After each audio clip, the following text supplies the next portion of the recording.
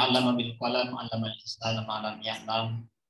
Asyhadu an la ilaha illallah wahdahu la syarikalah wa asyhadu anna Muhammadan abduhu wa rasuluh. Allahumma shalli wa sallim ala sayyidina Muhammadin wa ala alihi wa ashabihi ajmain. Amma ba'd. Kami muliakan, kami hormati Al-Mukarram Al-Ustaz Dr. Abdul Mu'id Nawawi MA yang insyaallah akan menyampaikan kuliah umum pada kesempatan yang berbahagia ini.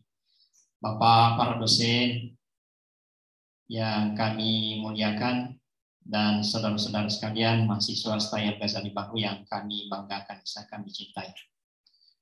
Alhamdulillah, kami ingin mengajak pada kita semua, mari kita manjatkan puji syukur atas kehadirat Allah Subhanahu wa taala, di mana kita diberikan kesempatan dan ditakdirkan oleh Allah Subhanahu wa taala berkumpul kembali di ruangan yang mulia ini, yang berberkah ini, dengan suasana kebahagiaan, dan sesungguhnya juga ini menjadi kebanggaan bagi kami karena selama kami di STAI secara pribadi, barusan kami duduk bersama seperti ini bersama dengan Al-Mukarram, yang mana Al-Mukarram ini sebenarnya saya tidak ingin memperkenalkan lebih jauh sebenarnya, tetapi saya hanya ingin sedikit menyampaikan bahwa beliau adalah generasi emas dari Andri Guruta, pendiri perguruan tinggi Yayasan Perguruan Tinggi Al-Ghazali Baru, dan pendiri Yayasan At-Taufik TK atau Taufik Tanete Baru. Saya katakan generasi emas karena setahu kami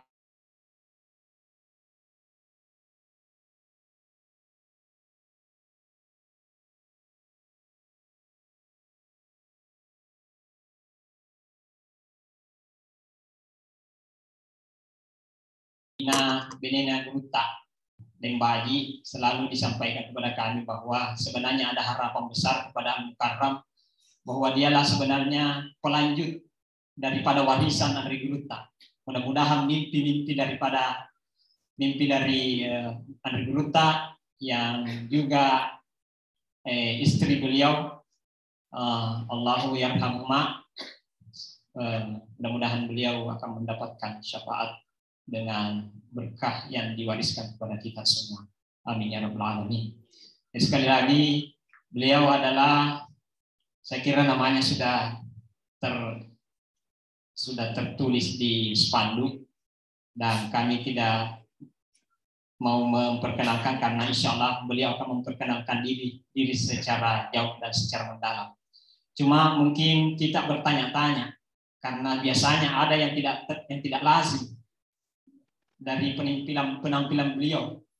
Saya tadi pikir beliau ini memang kenapa pakai sarung. Saya kira di forum kita ini mungkin tidak lazim bagi kita, tapi seperti itulah kenyataannya, bahwa saya yakin dan percaya beliau pakai sarung hari ini karena beliau dibesarkan di keluarga sarungan. Siapa yang tidak kenal Guruta Allahu yarham, Guruta ibadah Runding, bahwa beliau di mana-mana, kemana-mana, saya lihat foto-fotonya itu, bahkan pernah saya lihat ada fotonya itu bersama dengan orang Papua, yang Papua itu hampir telanjang sebenarnya. Masih ada barangkali itu, masih ada fotonya itu beliau, dia tetap pakai sarung. Jadi Guruta kemana-mana, tidak pernah bisa lihat pakai celana. Foto-fotonya itu selalu pakai sarung. Jadi memang beliau mungkin dia mau memperlihatkan identitas daripada keluarga dan identitas Guruta, bahwa seperti inilah Guruta. Saya yakin dan percaya, harapan kita semua bahwa beliau akan mewariskan Andri Guruta, sekaligus merupakan pendiri kedua yayasan dan sekaligus pendiri daripada Jam'iyah organisasi Nahdlatul Ulama di Kabupaten Bandung. Yang kita kenal memang NU itu identik dengan sarungan. Tapi pemikirannya insya Allah melampaui daripada sarung itu sendiri, melampaui daripada orang-orang yang berdasi hari ini insya Allah. Dan insya Allah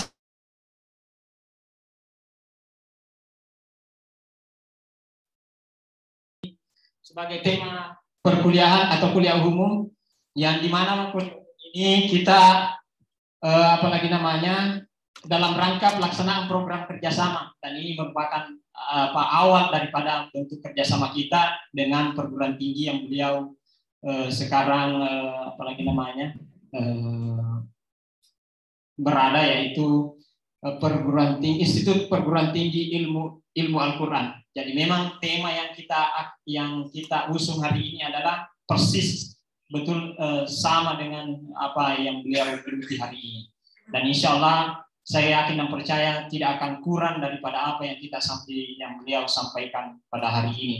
Dan tentunya kita berbicara tentang Al-Quran sebagai rujukan literasi, pendidikan, dan pengetahuan yang secara proporsional beliau mungkin tidak akan menyampaikan ke kita bagaimana Al-Quran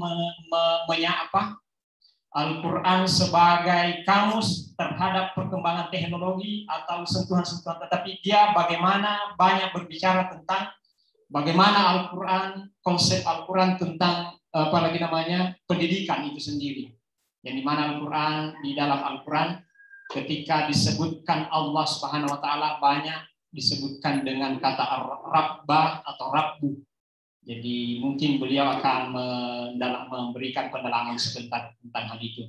Kami tidak ingin berpanjang lebar, akhirnya dengan hormat kepada Al-Mukarram, kami berikan kesempatan untuk mengantar kita, mungkin sekitar 20 menit ya, untuk mengantar kita sebentar, diberikan kesempatan kepada saudara-saudara mahasiswa untuk mengelaborasi atau mendalami daripada materi yang disampaikan. Pada Al-Mukarram dengan hormat disilakan. Terima kasih, moderator Ustaz Muhammad Subaik, LCMA.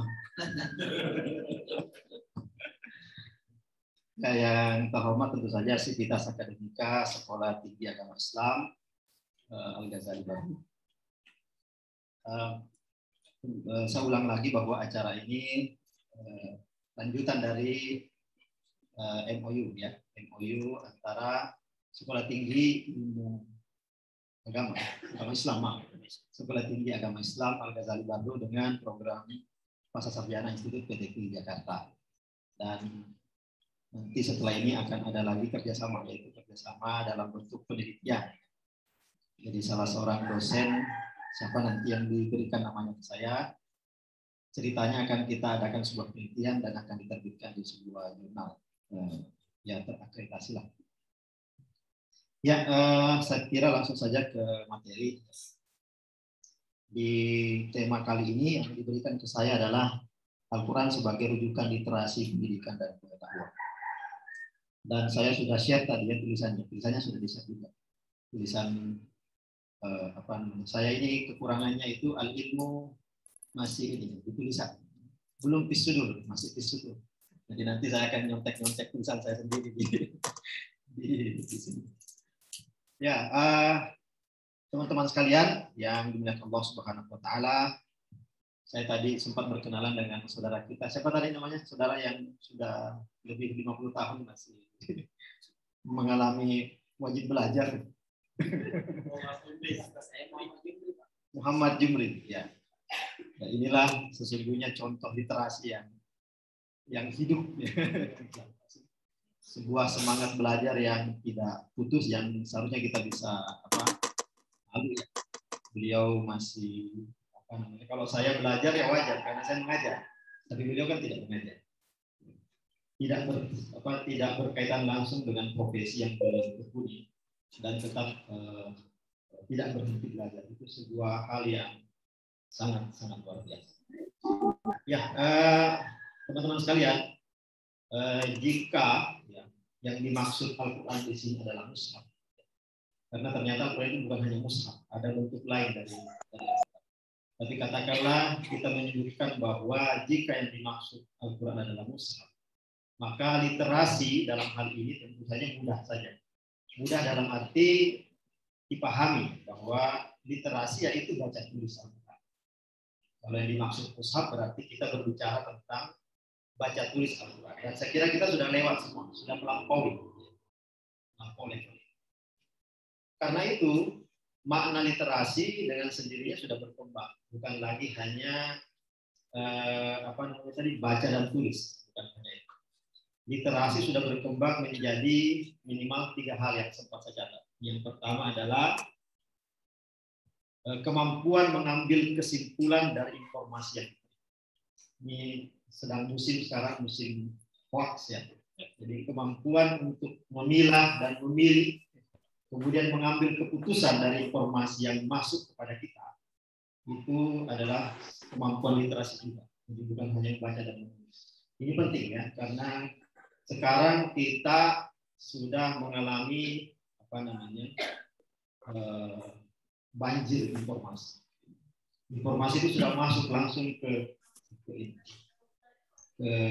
tangan kita. Tinggal pencet. Dulu kalau misalnya mau tahu kapan perang di Ponorogo, ya kita datang ke perpustakaan. Belum tentu juga kita ketemu. Tapi sekarang tinggal klik, kemudian datang informasi. Saya jadi teringat, ada cerita tentang guru Kiai Haji Badrun Amin. Saya bilang, kan dulu pernah taruh dari penjara. Bilang, Haji magi udah ditaruh Ki. Kenapa dulu di penjara? Jadi iseng. Jadi tidak tahu juga kenapa di penjara. Tapi yang pasti ada beberapa orang yang menginginkan beliau di penjara. Alasannya apa? Ya ada alasannya. Alasannya karena beliau biasanya pejangan, dianggap orang gila. Dia bilang, mau ini asik pejangan. Kenapa guru tadi kira orang gila? Dulu itu katanya saya ada yang terngiang di telinga saya, dan kalau saya tidak ucap itu akan ya tersiksa. Jadi dia harus ucapkan. Terus apa itu yang diucap? Ya begini, jadi yang saya mengucapkan itu adalah bahwa mungkin nanti suatu hari nanti akan datang masa di mana hal-hal yang terlarang itu masuk ke kamar-kamar kalian. Sama mana agak-agak ya, yang parangnya, tapi kita ke kamar, masuk di masing-masing kamar kalian. Jadi misalnya gambar-gambar yang tidak layak dilihat itu datang ke kamar. Ya terus ya upau ya, gora-gora kak upau. Yang saya karena saya bulu aroko ya. Naik ke atas bukit untuk mengatakan itu, dan membuat beliau dianggap tidak waras. Tapi wajar juga orang waktu itu mengatakan beliau tidak waras, karena pada waktu beliau mengatakan itu, yang punya radio transistor di tahun mungkin 50-an, 60, itu baru 2 orang yang paling kaya di kecamatan baru punya radio transistor, belum punya TV. Dipakai televisi.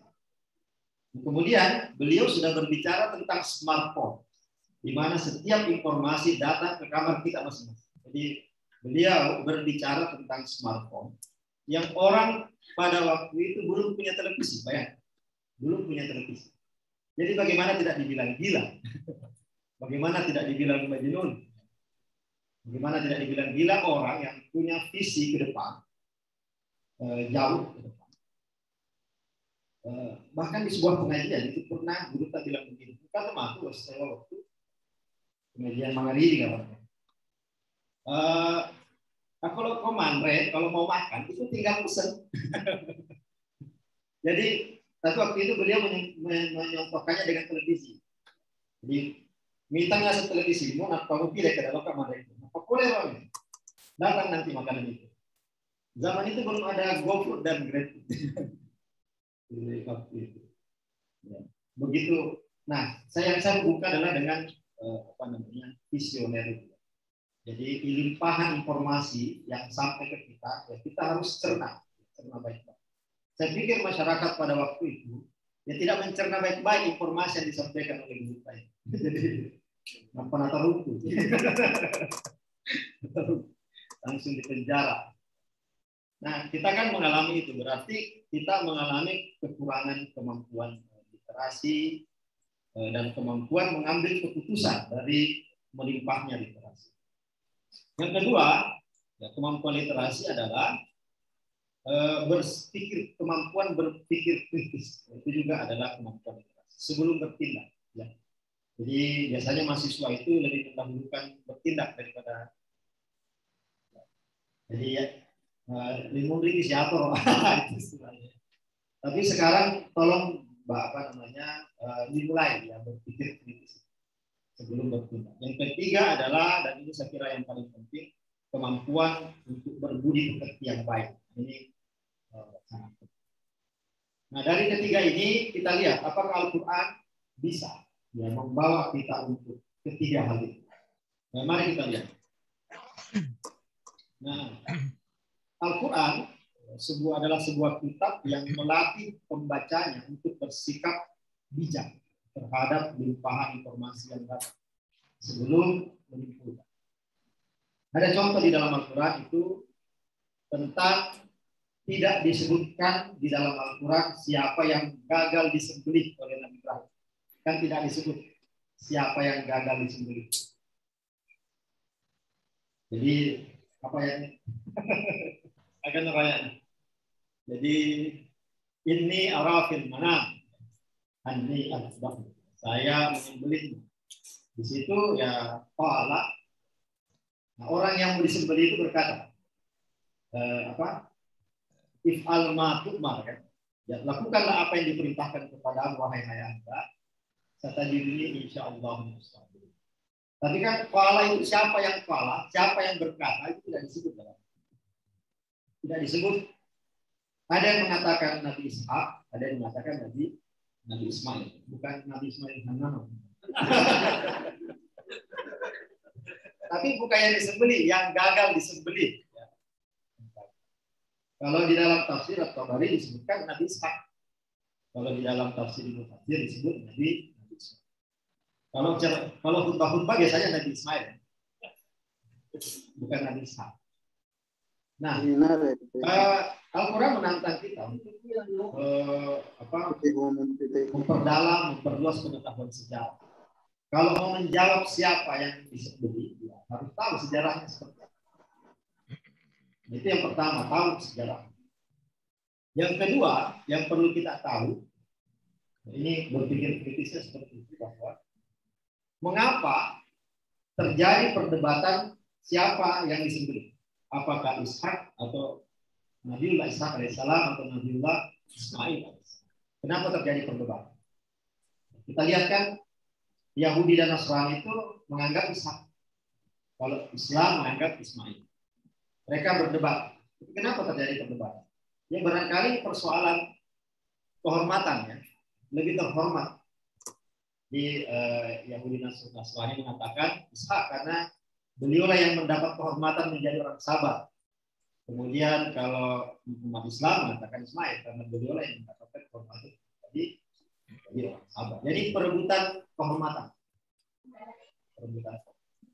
Maksud saya, kita harus kritis melihat ini. Jangan seperti itu. Walaupun tadi saya sebutkan bahwa dalam tradisi Islam sendiri ada juga yang mengatakan itu. Ada yang mengatakan itu. Nah, itu yang kedua, ya, untuk sikap kritis terhadap hal. Sikap kritis selanjutnya yang terakhir adalah kita lihat dalam Al-Quran itu kembali kepada yang pertama tadi, tidak disebut. Jangan-jangan Al-Quran mengatakan memang tidak penting disebut. Jangan-jangan memang yang disembelih itu tidak penting. Atau lagi pula kalau kata Gus Dur kan ditanya, Gus, siapa yang disembelih? Gitu aja mau repot kan nggak jadi juga disembelih. Jadi buat apa berpikir siapa yang disembelih? Toh tidak jadi juga. Jadi jangan-jangan karena memang sengaja menyembunyikan fakta itu biar tidak ada di antara keturunan Ibrahim ini yang merasa kecil hati. Jadi Al-Quran bijak menyembunyikan itu agar tidak ada kecemburuan di antara anak cucu, baik anak cucu biologis maupun anak cucu ideologis agama dari Nabi Ibrahim alaihissalam. Jadi macam-macam argumen yang bisa kita ajukan, tetapi yang pasti Al-Quran membawa kita untuk bersikap kritis terhadap hal-hal seperti itu. Yang selanjutnya,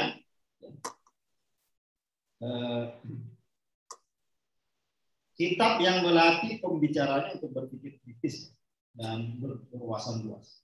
Kita juga pernah lihat ya Al-Quran itu berbicara tentang menantang, ya, menantang. Saya juga lupa ya apa ya. Menantang orang untuk bikin Al-Quran. Lalu tamaan. Siapa yang apa? Ala ayatu bimisli hadza. mereka seandainya manusia dan jin ya, berkumpul, bersepakat, menyatukan kekuatan untuk membuat seperti layak tunah ini walau karena ba'dhum li ba'dhin zahira. Walaupun berusaha. Biasanya umat Islam kalau isinya ayat itu kan dua. Pertama adalah berisi tentang tantangan Al-Quran agar orang bisa membuat seperti itu. Tantangan. Yang kedua adalah bahwa kalaupun dilakukan tidak akan ada orang yang mampu. Tidak. Nah biasanya umat Islam kan langsung ke yang kedua. Hanya untuk gawe tidak mampu, tidak usah dilakukan karena tidak bakal mampu.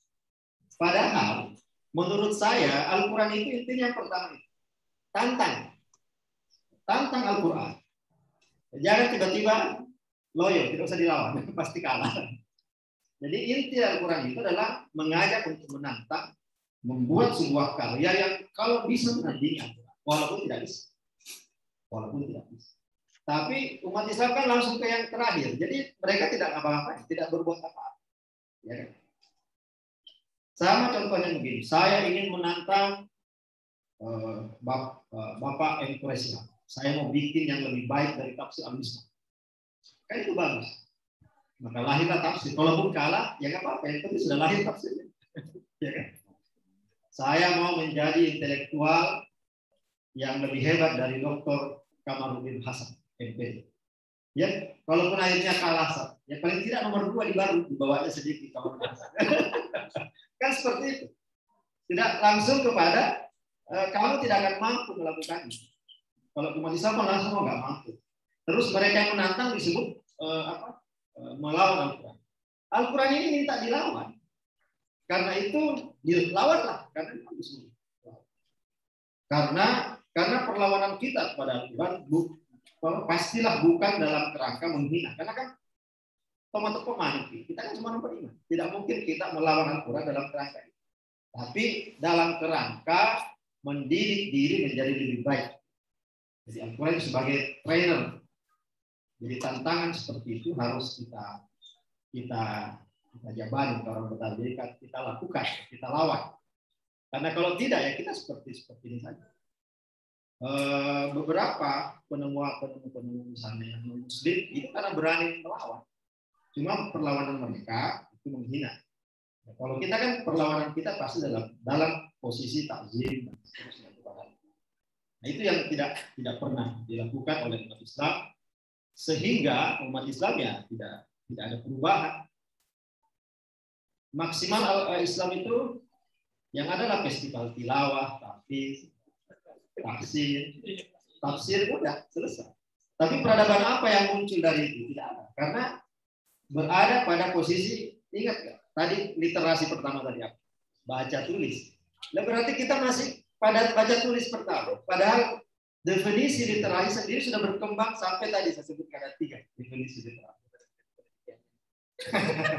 Sudah masuk. Sudah jadi makalahnya. Iya, jadi MTQ misalnya, saya besok berangkat ke Kendari, ada MTQ National Court. Nah, salah seorang dewan hakim. Yaitu Islam sudah lama MTQ berlaku, tapi peradaban tidak berubah. Karena dia mentok di literasi level pertama. Mentok di literasi level baca tulis. Sebenarnya MTQ itu sudah berkembang. Sekarang sudah ada namanya musabaqah karya ilmiah Al-Quran. Ada dulu ada ini yang sampai nasional. Pintar itu ada. Tapi perempuan. Kalau laki-laki agak itu pintar, cuma tidak ada yang latih. Kalau dia latih itu minimal nomor 3 sebenarnya. Karena dia pintar. Ya, saya tahu. Tapi saya waktu itu dewan hakim dan yang melihat potensinya besar, hanya saja tidak. Seandainya latihnya saya, jadi seandainya dilatih dengan baik, itu pandai, sangat besar. Bisa juara nasional 3 minimal ya.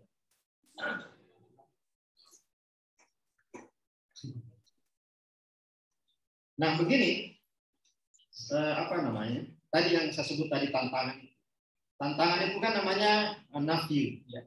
Apa namanya? Negasi. La. Jadi apa perkembangan hanya terjadi kalau kita berani mengatakan tidak kepada sesuatu. Makanya syahadat juga kan dimulai dengan la. Tapi cuma jangan berhenti di la ilaha. Nanti kehilangan Tuhan, harus beralih. Ada solusi. Jangan nyinyir saja kalau tidak ada solusi. Kalau nyinyir saja itu cuma bisa bilang la, tapi tidak ada solusinya, tidak nyampe kepada illallah. Nah ini sama kalau ada yang kita kritisi dari Al-Quran, ya kita sampaikan solusi. Nah yang terakhir adalah perkembangan makna literasi adalah kemampuan berbudi pekerti yang baik. Disebutkan kan oleh Aisyah radhiyallahu anha kalau salah disebut, karena itu Al-Quran, akhlaknya Rasulullah itu Al-Quran. Pulang ngapain Dan? Pertanyaannya tadi. Oh pulang? Atau baik, atau bawa moluton tadi. Padahal kayaknya Ustaz Ismail. Ya, tadi. Bro, kalau mau kalau mau nama kita itu bahas tentang gimana ya? Nah, ini berkaitan dengan maulid. Tahu baru disebutkan bahwa akhlaknya Nabi Al-Quran. Kita sering berpikir bahwa kalau akhlaknya Nabi Al-Quran, Nabi mengutip atau mengikuti Al-Quran. Jadi Al-Quran beliau. Nah, itu kan kita mengandaikan sama dengan kita. Jadi dibaca orangnya, sampai itu ya gitu. Kita baca Al-Quran terus kita itu. Nah, Rasulullah tidak kayak gitu. Rasulullah tidak seperti kita. Al-Quran itu muncul dari diri, dari kedalaman sanubari Rasulullah. Jadi beliau itu tumbuh bersama Al-Quran. Jadi ketika Al-Quran disebut sebagai akhlaknya Rasulullah, ya, itu bukan seperti kita sedang mengikuti Al-Quran sebagai rujukan kayak membaca apa namanya Pancasila kemudian kita ikuti. Tapi Rasulullah itu muncul. Jadi beliau itu tumbuh bersama. Bisa disebutkan Rasulullah adalah Al-Quran dan Al-Quran adalah Rasulullah itu. Jadi tidak seperti itu. Yang ini saya katakan bahwa sering orang mengatakan bahwa mukjizat Rasulullah itu Al-Quran. Tapi kalau mengikuti pemikiran tadi, karena Al-Quran itu Rasulullah dan Rasulullah itu adalah Al-Quran, kemudian akhlaknya Rasulullah adalah Al-Quran, maka ada tanda petik yang lebih hebat dari mukjizat Rasulullah itu, yaitu akhlaknya. Ketika disebut bahwa mukjizat Rasulullah adalah akhlaknya, maka sama dengan mengatakan mukjizat Rasulullah adalah akhlak. Karena Al-Quran dan Rasulullah tidak bisa dipisah. Itu yang tertinggi. Dan itulah yang kita tidak punya. Saya sendiri tidak punya akhlak. Istilahnya sekarang nggak ada akhlak. Ya, di situ problem kita. Problem Rasulullah itu kalau misalnya nabi lain itu mukjizatnya adalah mukjizat yang mengalahkan. Seperti Nabi Musa, mukjizatnya ular besar memakan ular yang lain. Jadi orang itu bertekuk lutut karena kalah pakai mukjizat yang lain. Jadi mukjizat beda dengan mukjizat Rasulullah Muhammad SAW. Mukjizatnya Rasulullah Muhammad SAW, orang tidak bertekuk lutut kalah. Ya karena mukjizatnya adalah akhlak. Mukjizat Rasulullah itu bukan menaklukkan, tetapi merangkul. Mukjizat Rasulullah bukan mengalahkan, tetapi menemani. Itu mukjizat Rasulullah. Jadi ketika Rasulullah didustakan, mereka itu mendustakan Rasulullah bukan karena Rasulullah berbohong. Kan ada hadis yang nggak salah ingat bahwa bagaimana wahai kaumku kalau saya bilang di belakang bukit ini ada apa? 2 ekor unta ya. Percaya nggak? Percaya. Karena Anda tidak pernah berdusta. Terus kalau saya bilang Allah satu, mereka nggak percaya. Jadi mereka bukan tidak percaya pada konsep Allah itu. Nggak mungkin. Tadi disebutkan kan Rasulullah kan ayahnya bernama Abdullah. Jadi nama ayahnya kan Abdullah. Berarti konsep Allah itu sudah ada sebelum Rasulullah. Jadi mereka tidak ada masalah dengan konsep itu.